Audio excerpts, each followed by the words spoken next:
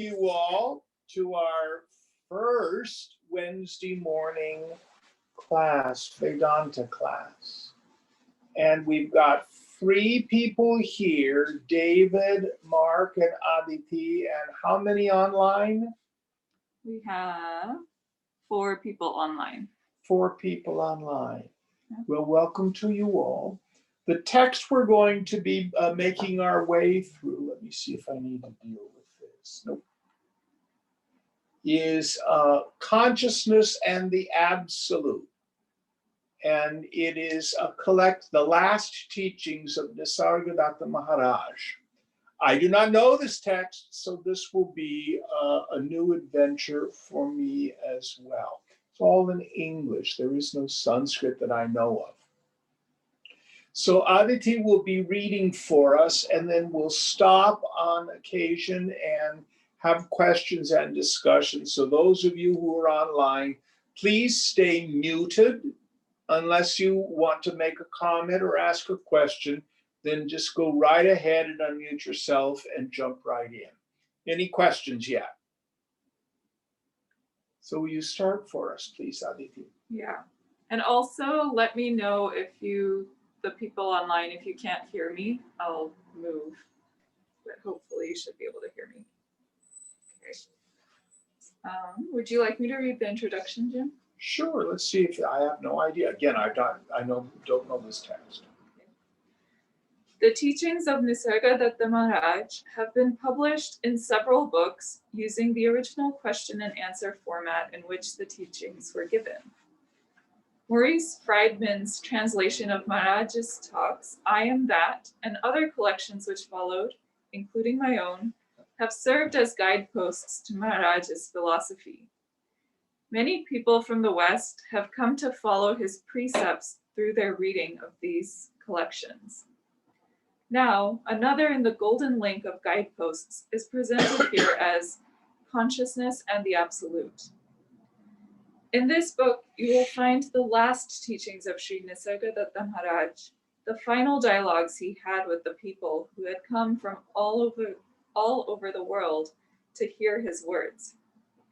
These talks, coming during the last days of his life, were the culmination of the rarest teachings he had to give us. They were the summit of the heights of his wisdom. The scene for these talks was the small upstairs room which he had built some 50 years before for his own meditation. So many seekers had come to him for spiritual guidance over a span of 40 years.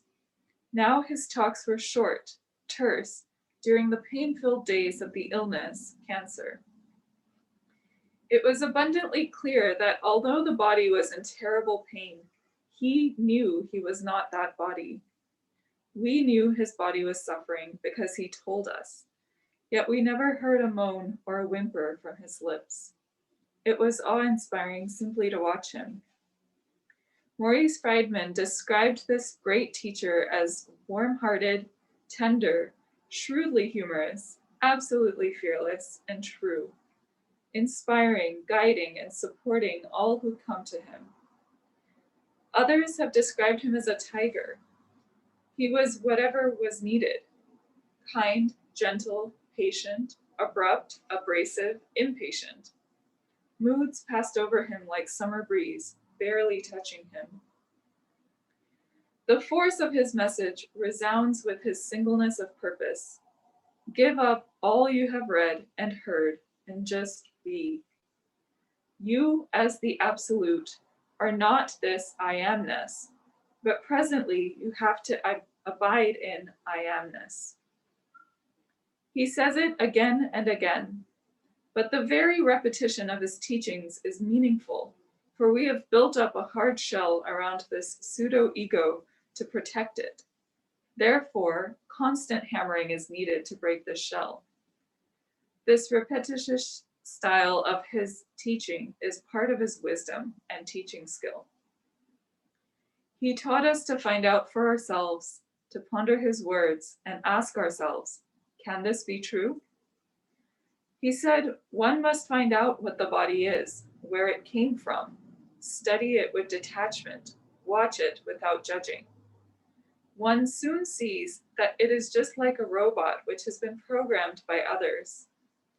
We are to turn within to that which lets us know that we are, to become one with that.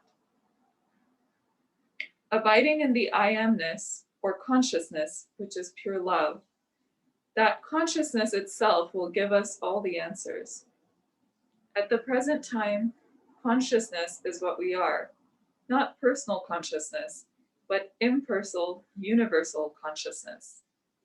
In course of time, the consciousness will show us that we are not even this, but we are that eternal, absolute, unborn, undying.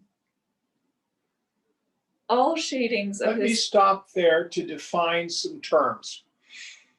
In the translations of Nisargadatta's work, he makes a distinction between awareness and consciousness. He'll talk about states of consciousness.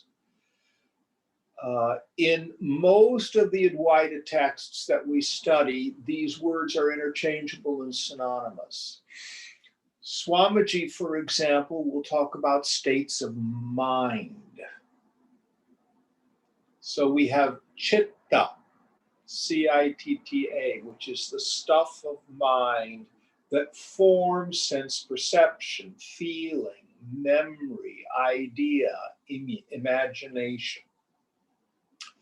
But if you pull back from the various forms that chitta takes and thin the flow of thought, we see that the ground of being is pure chit, pure awareness, pure being. It only appears as chitta when we are perceiving phenomena of some sort. So please don't get confused by this slight variation in the change in his nomenclature. Any questions about this? All right, going on, please. All shadings of his singular wisdom are reflected during these last poignant conversations with those who were privileged to be in his presence. When you read his words, may you find in them his blessings. Jean Dunn wrote that introduction. All right, can you all hear Aditi okay, the people online? Yes, thank you. All right, going on. Questioner, how does a Jnani see the world? Maharaj, a Jnani is aware of the origin and the value of consciousness, this beingness which has spontaneously dawned on him. This same consciousness plays a multitude of roles, some happy, some unhappy. But whatever the roles, the Jnani is merely the seer of them. The roles have no effect on the Jnani. All your problems are body-mind problems. Even so, you cling to that body. Since you identify with the body-mind, you follow certain polite modes of expression when you talk. I do not. I might embarrass you. You may not be able to take what I say. I have no sense of propriety. You are bound by your own concepts and notions. Actually, you love only this sense of I. You do everything because of this. You are not working for anybody, nor for the nation, but only for this sense of I, which you love so much. Questioner, but I like to act. I like to work. Maharaj, all these activities go on, but they are only entertainment. The waking and deep sleep states come and go spontaneously. Through the sense of I, you spontaneously feel like working. But find out if this sense of I is real or unreal, permanent or impermanent. All right, let's stop there and kind of look at the paradigm that Maharaj is presenting. So this becomes easy to understand when we compare the waking state reality with the dream state. So yoga, Vedanta, does not entertain what we call the Cartesian split between mind and body. Mind is simply the subtle form of body. Body is the grossified form of mind.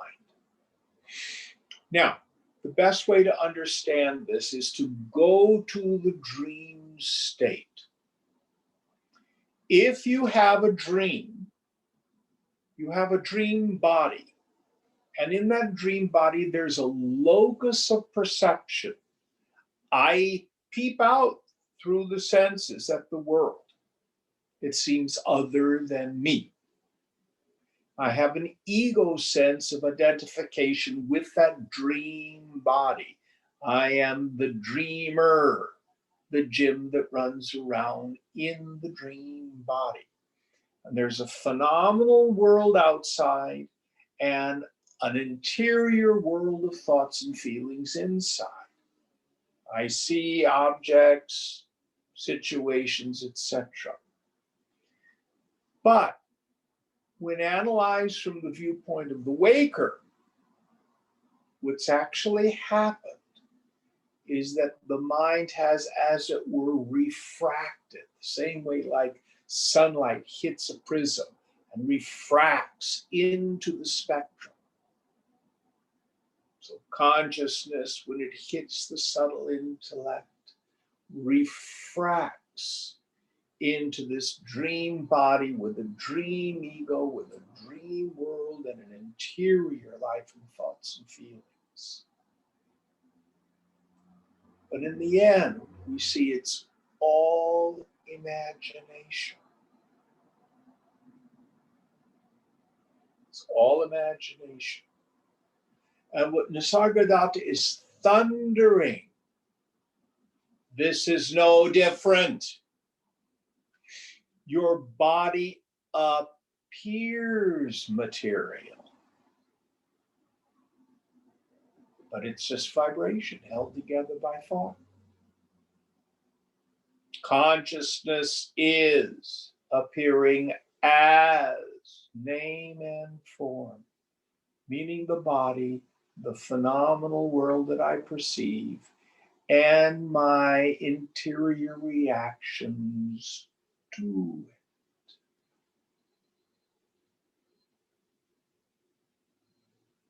Who I am, the real me, is ever the witness of that, as well as the container for it, as it were. Now, one of the things that consciousness, to use his language, or mind does in this dream world, or the dream of the waking state, there is a pseudo self, a false self. One of the words we have in the scripture is chit chaya. Chaya means a shadow or a reflection. It's the counterfeit self that appears in the subtle intellect, which gives me the sense of what we call jiva bhavana. I feel like a person. Now, it's more than just an idea. It's almost like a trance. It's almost like being hypnotized. It's like you go to Las Vegas and you see the show in the casino where there's a hypnotist and they hypnotize someone into thinking they're a chicken. The person runs around the stage, and it's very real to the person who thinks they're a chicken. And when they wake up, oh man, that was so vivid. I was sure I was a chicken. So it's this deep trance-like, dream-like condition where I'm convinced that I'm a person. But as vivid as it is, it's really nothing but imagination.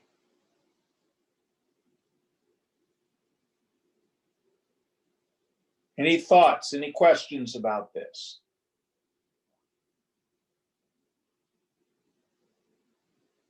Yes, Jim. Um, when you're hypnotized, there is a moment you wake up, they can take you out of the trance, right? Yeah. Maybe they snap their fingers or something. Um, and in this case, is the answer to not being hypnotized just dropping your mind or practicing that? Is that the only way to snap your fingers and wake Well, up? it's first of all, you've spoken correctly, because what we need to do is wake up from the waking state. Mhm. Now, how do we do that? We have to step back a bit. The cause of the hypnotism goes by many names: Maya, avidya,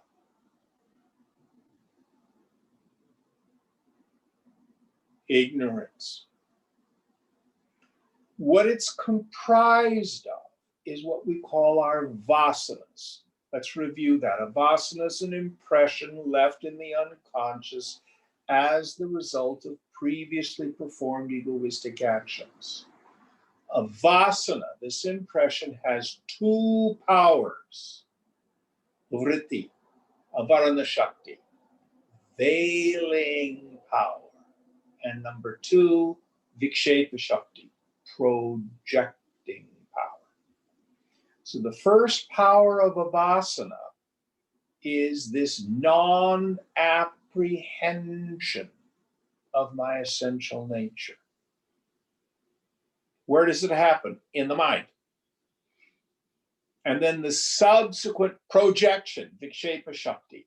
I think I'm a person and I think the world is separate from me. That's the cause of it. But the fundamental issue is ignorance. What's the antidote for ignorance?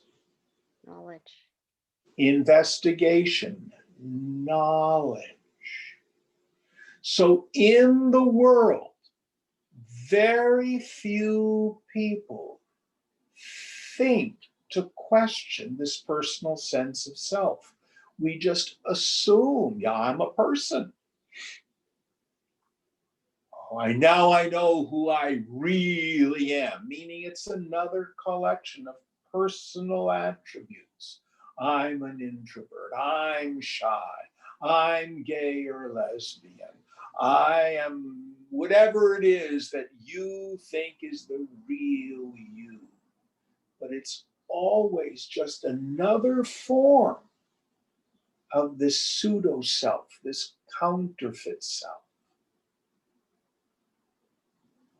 And what Nisargadatta is going to invite us to do is no, keep looking, thin the mind, look within.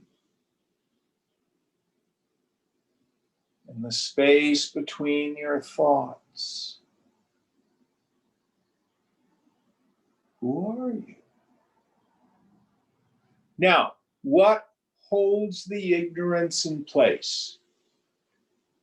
Attachment and identification. Attachment and identification. So the way Shankara frames it, we go all the way back to the qualifications of a fit student. Remember, whenever Shankara sets forward a series, most important stuff is first. That's the literary style. So, and he says over and over again, among the qualifications of a fit student, these are the most important things you got to know, over and over again. First, Brahma Satyam Jagan Mithya. Brahman alone is real. Consciousness alone is We'll use his word, awareness. I alone is real. Phenomenal world, mithya, illusion. What appears as name and form is nothing but consciousness appearing as name and form.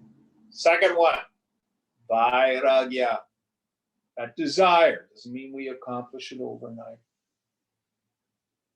To give up all attachments to enjoyments. And here, bhoga means both I enjoy it and I hate it. It means I experience it.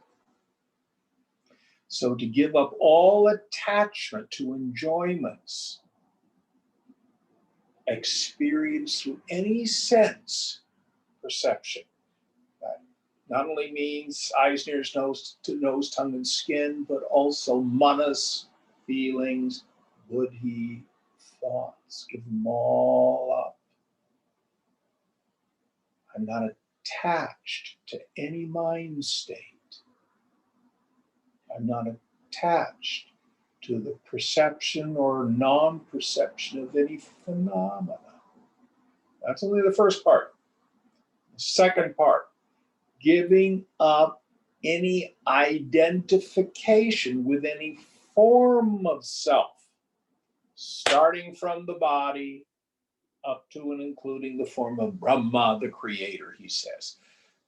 So it's not about becoming something super powerful. Oh, I'm a great Mahatma. No.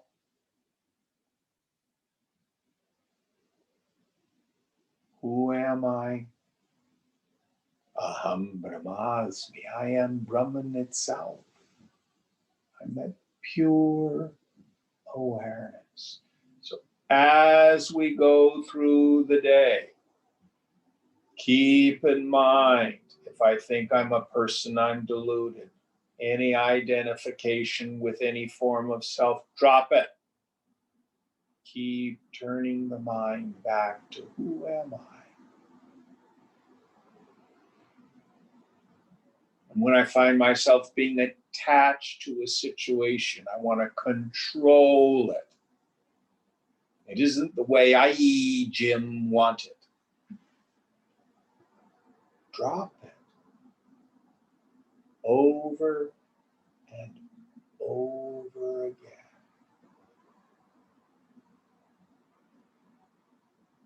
This is foundational. It's one of the first practices we give you. And at the end, those of us who are studying Vivekachudamani, we're getting towards the end of the book. And Shankara goes back to these very basic notions.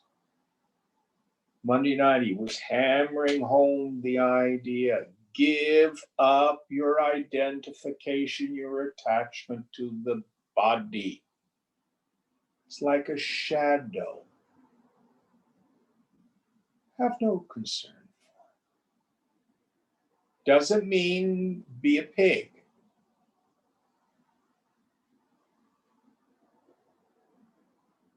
Means you are not it. You drive a car, but you're not your car. You open the door, you get out of the car. It's all the body is. How has it come about? Same way the dream body did. You made it up.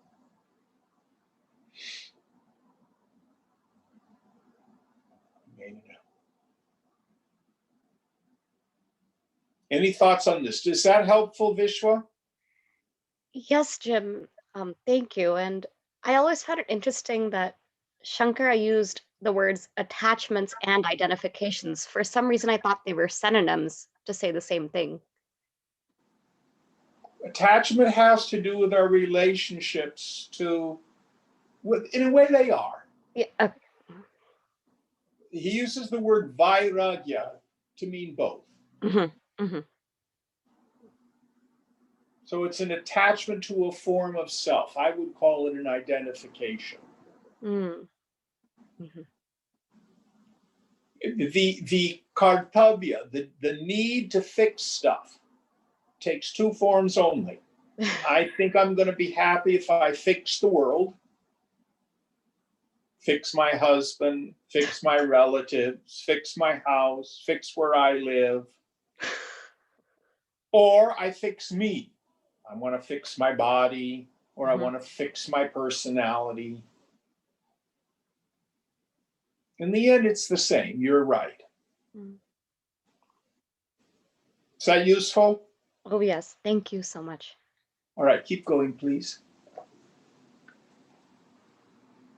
But find out if this sense of I is real or unreal, permanent or impermanent.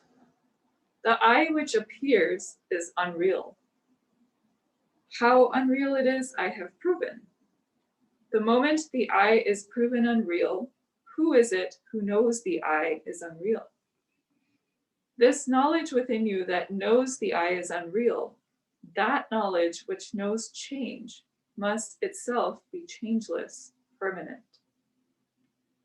You are an illusion, Maya, an imagination. It is only because I know that I'm unreal that I know you are also unreal. It is not like this. Because I am real, you are unreal. It is like this. Because I am unreal, everything is unreal. Consciousness depends on the body. The body depends on the essence of food. It is the consciousness which is speaking now. If the food essence is not present, the body cannot exist. Without the body, would I be able to talk? Can you do anything to retain this sense of I? As it came spontaneously, so will it go. It will not forewarn you by announcing, I am going tomorrow. A doubt has arisen, and you are trying to find the solution. But who is it who has this doubt? Find out for yourself. So let's stop there for a moment. This is an important thing to understand. Both bondage and liberation occur to the mind. The self is ever free. So there is a perfect knowledge. How do you know you are you? You don't see, hear, taste, touch, or smell yourself. You don't emote yourself. You don't think yourself. Not the real self. Yet nobody doubts that he or she is. How do you know it? And it is self-evident, self-shining. And everybody already has it. So you may think, are you realized? Are you enlightened? No, I'm not enlightened. Do you exist? Yes. What's your existence? Stupidity. What do you know? My foolishness. But you still thunder, aham, I am. You still shine, I know. What do you know? Foolishness.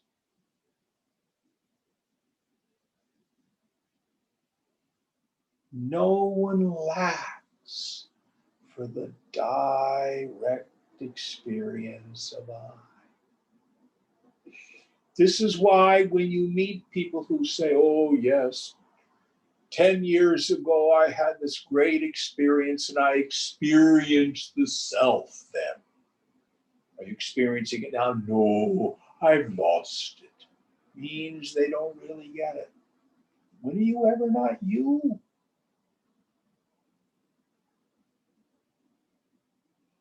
But the self never had any problems. It's only this stupid human mind.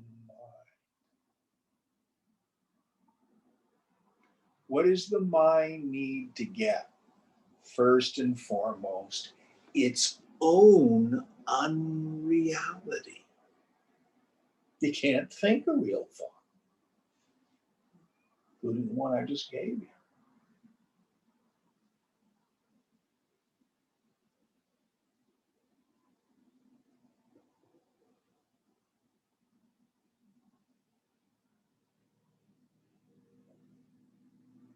And all that's left is I.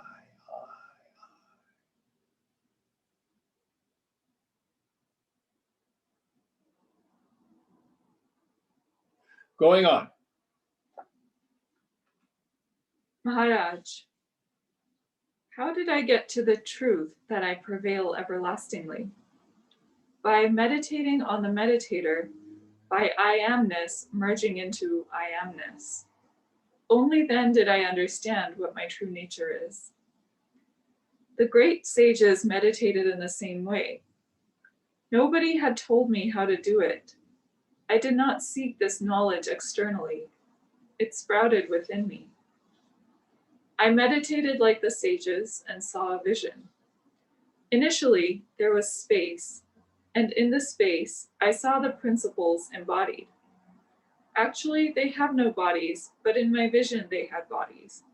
I called them Prakriti and Purusha, the male and female aspects of cosmic consciousness. Until the union of Prakriti and Purusha, the dynamic, all-pervading consciousness lay in a dormant state. In the union of the male and female aspects, emissions were planted in the female of these figures. When these emissions merged in the womb, they started taking form. After 9 months of gestation, an infant was delivered. That consciousness which was planted in the womb was the causal body, the Linga Deha. In that Linga Deha, the knowledge I am was in a dormant condition. This is what I saw in meditation. Questioner, how did we lose this pure consciousness state? Maharaj, every being experiences the Ishvara state, either directly or potentially, but he is so wrapped up in this objective world that he loses his identity. You must know what this I am principle is.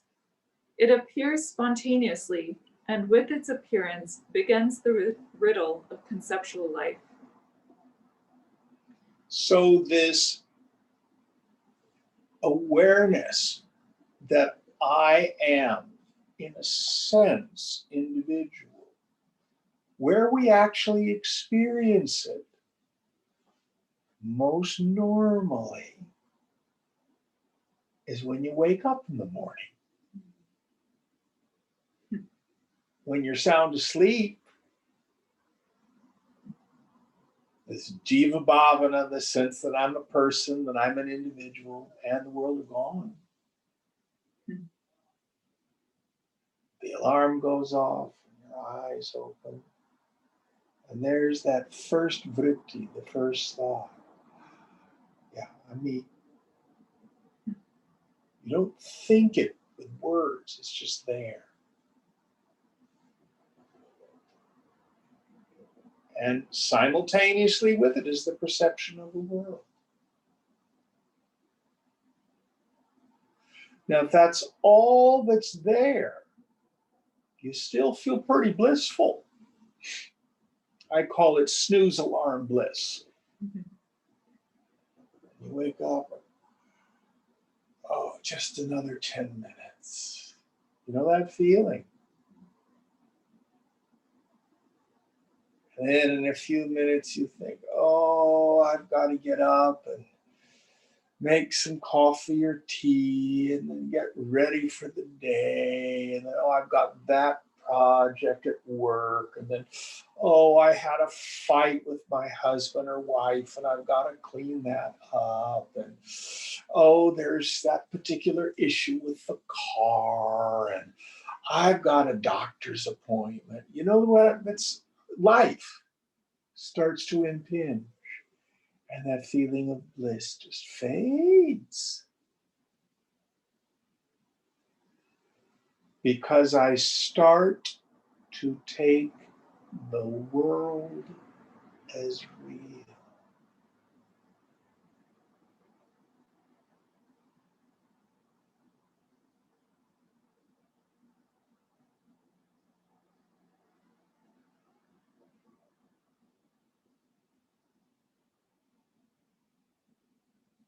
Going on.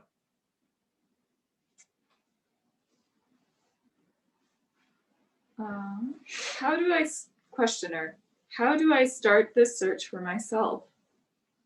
Maharaj, start from the very beginning. In this gross world, I began with my parents, because I knew full well that my principle was already dwelling there in the collection of their bodily elements out of which I emanated. But I came to the conclusion that I could not be that principle which came from the mother's body. There is nobody here who is 100 years old. Does that mean 100 years ago you did not exist? Questioner, I don't know. Maharaj, the one who said, I don't know, must have been there. In short, you were not like this, but you must have been something. You must comprehend this correctly. 100 years back, I was not like this. So, the one pointing this out must have been there. You did and do exist unto eternity. What I am expounding does not relate to worldly knowledge. You do not want to give up either worldly knowledge or so-called spiritual knowledge, and yet, through these worldly concepts, you want to understand the riddle of your existence, and that is precisely why you are not able to understand. So here what he's talking about was the process he went through to disidentify from the physical body. One other way you can do this, when you were a child, you had a little body, but you were there to know it. You went through adolescence and your body changed, and you were there to know it. You've become an adult. Your body is changed again. And you were there to know it. Some of us are on the slide towards the grave, the last act of the play of life. Doctor's appointments, disability, impairment. But I am there to know it. I witness the changes in the body. I am other than the body. Going on. In truth, your state is one of absolute bliss, not this phenomenal state. In that non-phenomenal state, you are full of bliss, but there is no experience of its presence. In that state, there is no trace of misery or unhappiness, only unalloyed bliss. What am I talking about? Questioner, Ananda, bliss. Maharaj, because you want some satisfaction according to your own concepts, you try to qualify unalloyed bliss. The term Anand has significance only when it signifies that the bodily beingness is available to experience it. When you are in deep sleep and you start to see forms, you are actually dreaming. Aren't those dream forms coming from your own beingness? Whatever you see, even in the waking state, doesn't it come from your own beingness, which is dwelling within the body?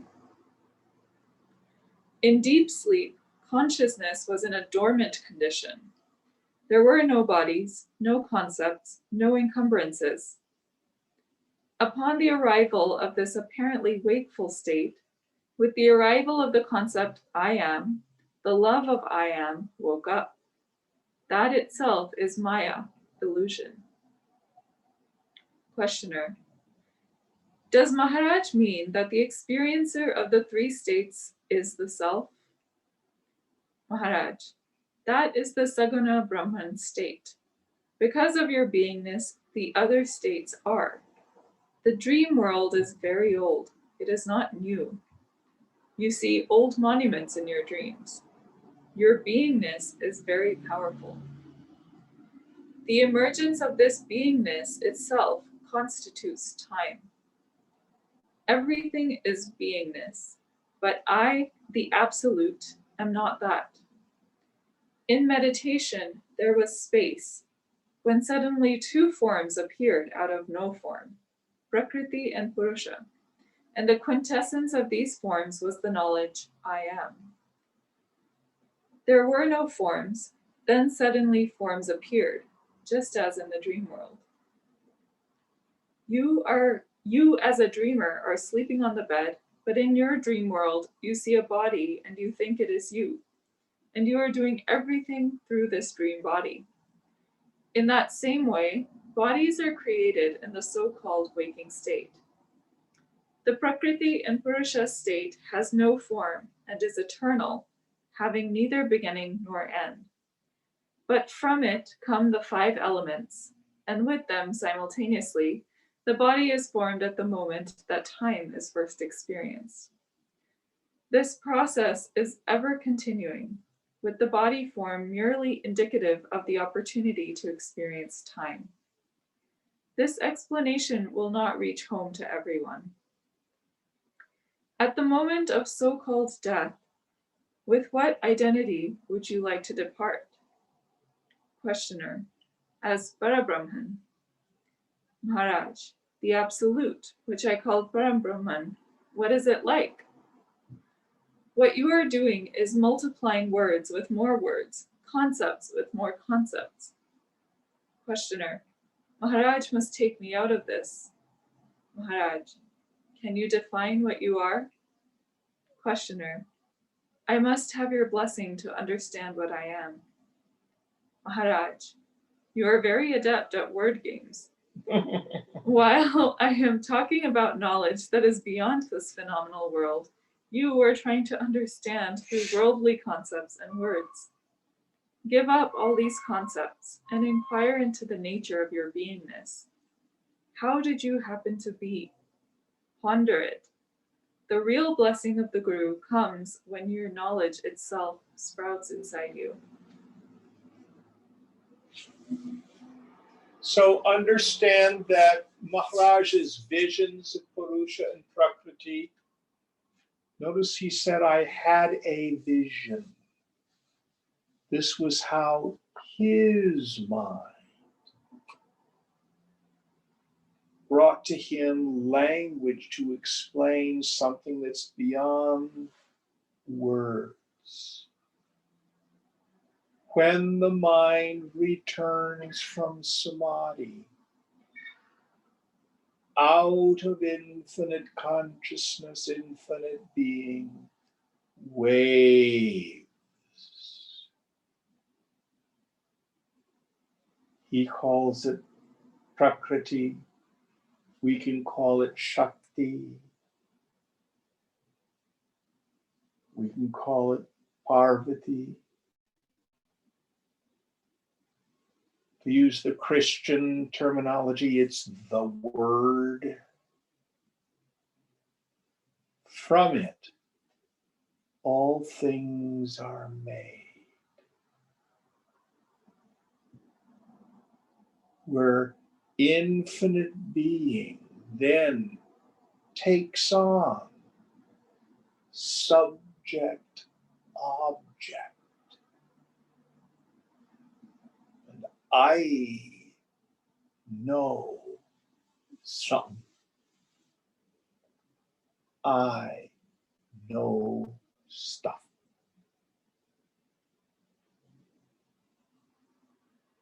Listen carefully.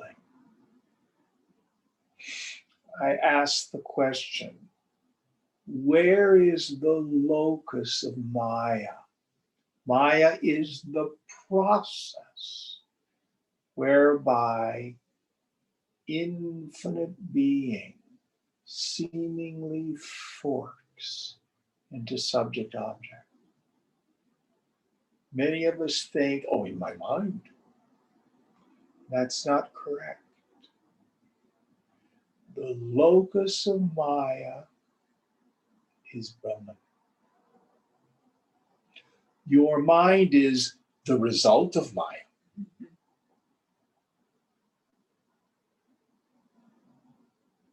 Meaning,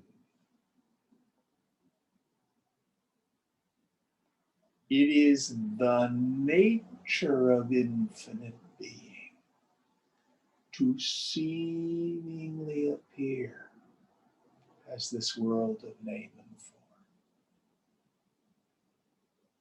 Genesis. And actually, it's always in the now.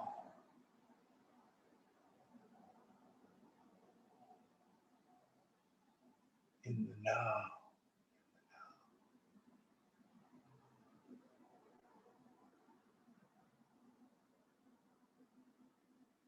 What shifts for the person in ignorance? I am a person, it's out there and it's real. For the jnani,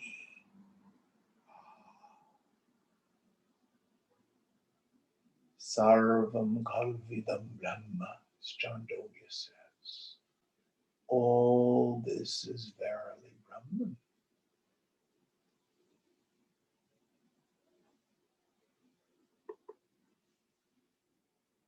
It's all God.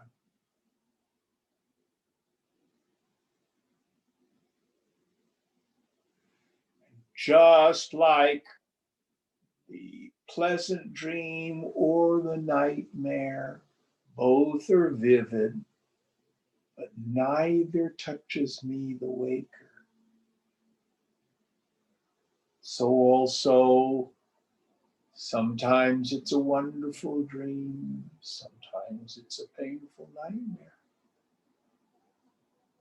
but none of it touches me.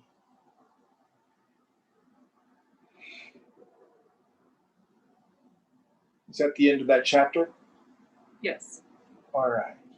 Let's start another one. Well, I I wasn't mentioning the dates, but it's just arranged by different dates. So yeah. And what were the dates of that one? That one was May 10th of 1980. All right. Amazing. Yeah. 40 years, 41 years ago, almost exactly. Yeah. Next one. May 14th, 1980. Maharaj, doctors have diagnosed that this body has cancer. Would anyone else be as joyful as I am with such a serious diagnosis? The world is your direct experience, your own observation. All that is happening at this level, but I am not at this level. I have dissociated myself from Sattva Guna, beingness.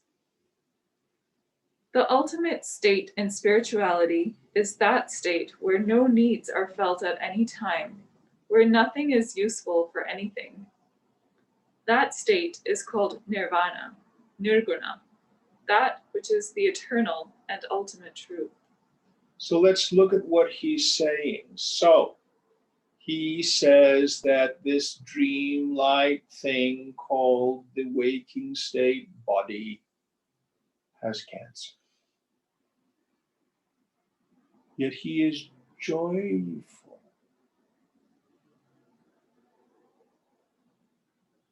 It's another very vivid and intense experience.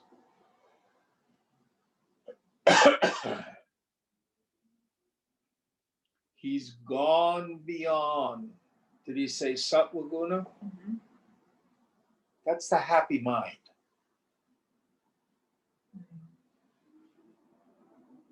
He is Vigunaihi, beyond the gunas. Sattva, Rajas, or Tamas.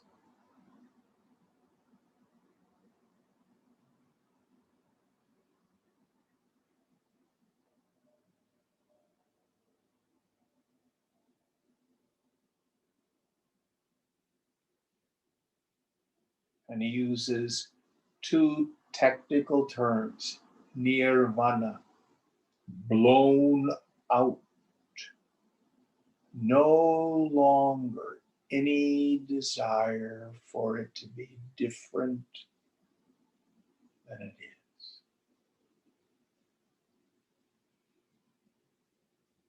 And the other one was nirguna, wasn't it? Mhm. Without qualities of any kind.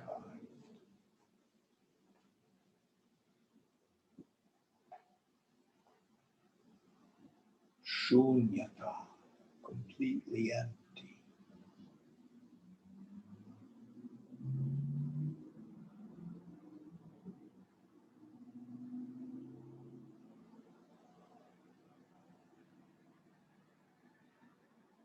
Going on. The essence and sum total of this whole talk is called Satguru Parabrahman, that state in which there are no requirements. After the dissolution of the universe, when no further vestige of creation was apparent, what remained is my perfect state. All through the creation and dissolution of the universe, I remain ever untouched. So it's interesting his nomenclature, Satguru Parabrahman. Satguru means the true teacher or the teacher of truth. Supreme reality.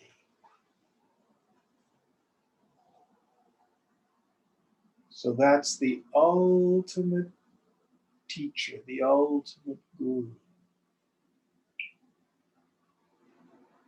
Let me see if I can share with you a personal experience. So it has to be a year or two ago. I can't even remember which class it was. We all got incredibly tuned up.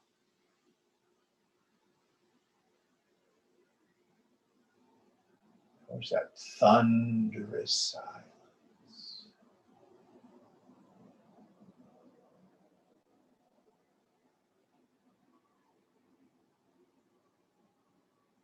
And what I said was, meet Swamiji.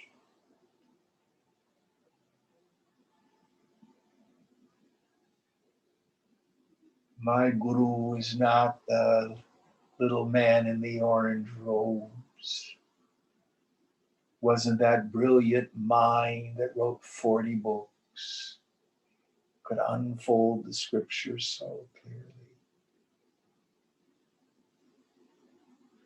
No, it was that Shunya Prasad, that great gift, the thunder of emptiness.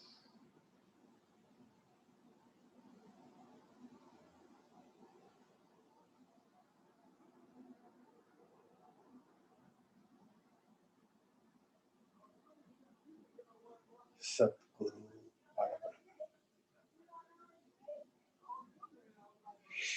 That's the real teacher. The real teacher. Going on. All through the creation and dissolution of the universe, I remain ever untouched. I have not expounded this part. My state never felt the creation and dissolution of the universe. I am the principle which survives all the creations, all the dissolutions. This is my state, and yours too, but you don't realize it because you are embracing your beingness. Realizing it is only possible when one gets support from invincible faith, from that eternal Satguru Parabrahman. This state, this Parabrahman principle, is eternal and is also the Satguru. It is the eternal property of any devotee of a guru. So the point here, not only was it Swamiji, but it's you and me. It is your essential nature, without a doubt.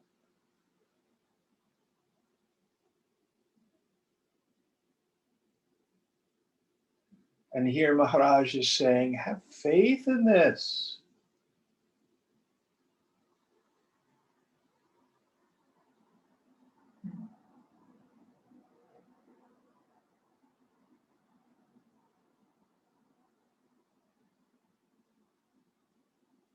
Swamiji used to say, meet me there.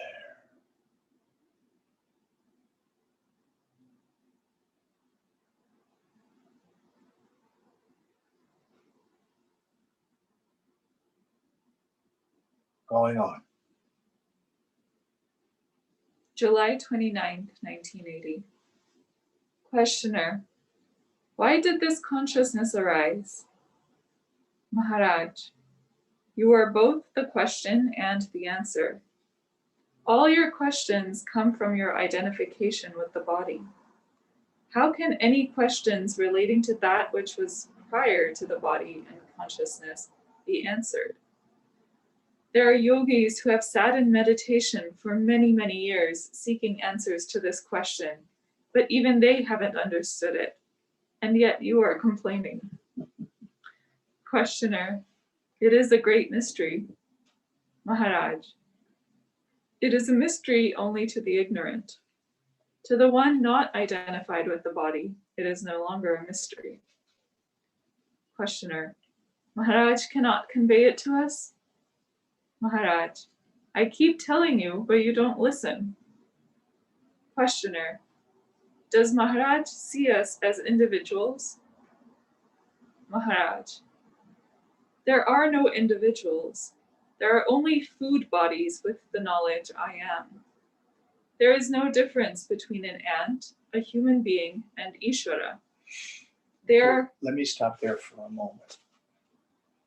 This is an important point.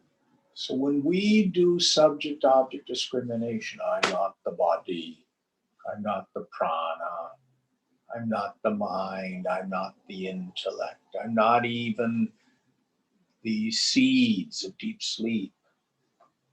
I am consciousness, or use his words, pure being, pure awareness. When I look out at the world, why do I think David over there is a conscious entity? Or Aditi? No, food bodies. There is a conscious being looking out of your eyes, but it's not your body. And it's not your mind. And it's not the pseudo self.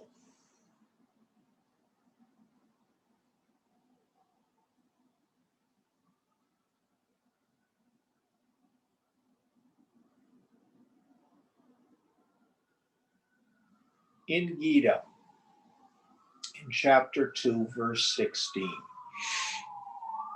Krishna plays with these words, Sat and Bhava.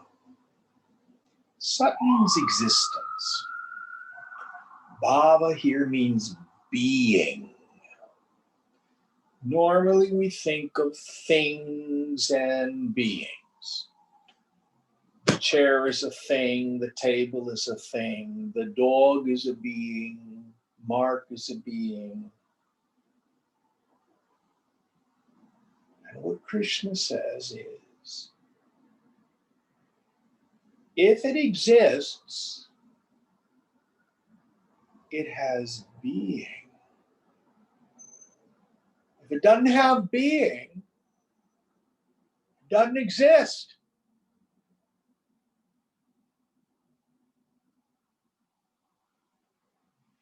Only thing that's real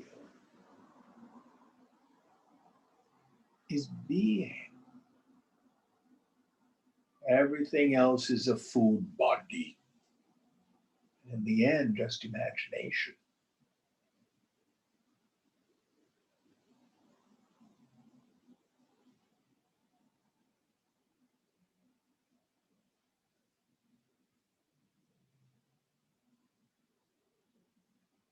Gita thunders, nobody dies.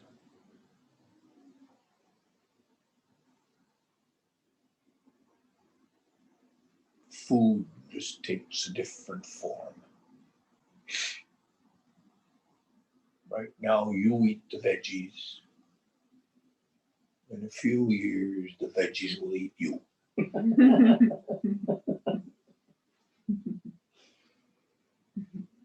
You'll be fertilizer.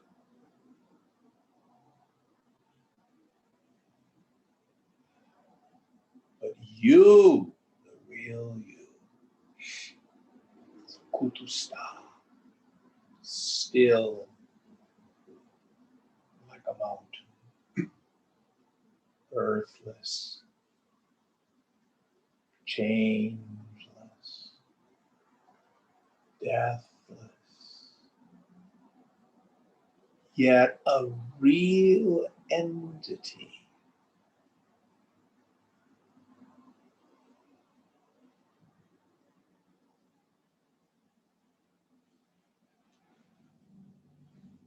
All right, going on. There is no difference between an ant, a human being, and Ishvara. They are of the same quality. The body of an ant is small, an elephant's is large. The strength is different because of size, but the life force is the same. For knowledge, the body is necessary. Questioner: how did Maharaj get the name Nisargadatta? Maharaj: at one time I was composing poems. Poems used to flow out of me, and in this flow, I just added Nisargadatta. I was reveling in composing poems until my guru cautioned me, "You are enjoying composing these poems too much. Give them up." What was he driving at? His objective was for me to merge in the absolute state instead of reveling in my beingness. This was the way I realized knowledge, not through mental manipulation. My guru said, "This is so," and for me, it was finished. If you continue in the realm of intellect, you will become entangled and lost in more and more concepts. Consciousness is time flowing continuously. But I, the Absolute, will not have its company eternally because consciousness is time-bound. When this beingness goes, the Absolute will not know I am. Appearance and disappearance, birth and death, these are the qualities of beingness. They are not your qualities. You have urinated, and odor is coming from that. Are you that odor? Questioner: no, I am not. Maharaj: this beingness is like that urine. Can you be that beingness? Questioner: absolutely not. Maharaj: you require no more sadhana. For you, the words of the Guru are final. October 5th, 1980. Maharaj: I have no individuality. I have assumed no pose as a person. Whatever happens in the manifest consciousness happens. People identify me with their concepts, and they do what their concepts tell them. It is consciousness which is manifest, nothing else. Who is talking? Who is walking? Who is sitting? These are the expressions of that chemical I am. Are you that chemical? You talk about heaven and hell, this Mahatma or that one, but how about you? Who are you? In meditation, one sees a lot of visions. They are in the chemical, the realm of your consciousness, are they not? All these things are connected only to that birth chemical. You are not this chemical I am. Spiritual knowledge should not be studied. It is knowledge derived from listening. When the listener hears it and accepts it, something clicks in him. This I amness is otherness. It is an expression of duality. November 8th, All right, I 1980. think there's a good place for us to stop. before we end up. Any thoughts or questions? Thank you, Jim. Thank you, Aditi. We'll chant. Om Purnamada Purnamidam Purnat Purnamudachyate Purnasya Purnamadaya Purnameva Vashishyate. Om Shanti Shanti Shanti. Hari Om Shri Guru Pyo Namaha. Hari Om. Om. Thank you all. So will you dog-ear that or whatever so you know? And for everybody, let me just hold the book up. I have 1, 2, 3, 4 of them left here. So if you come by for another class, you can get it.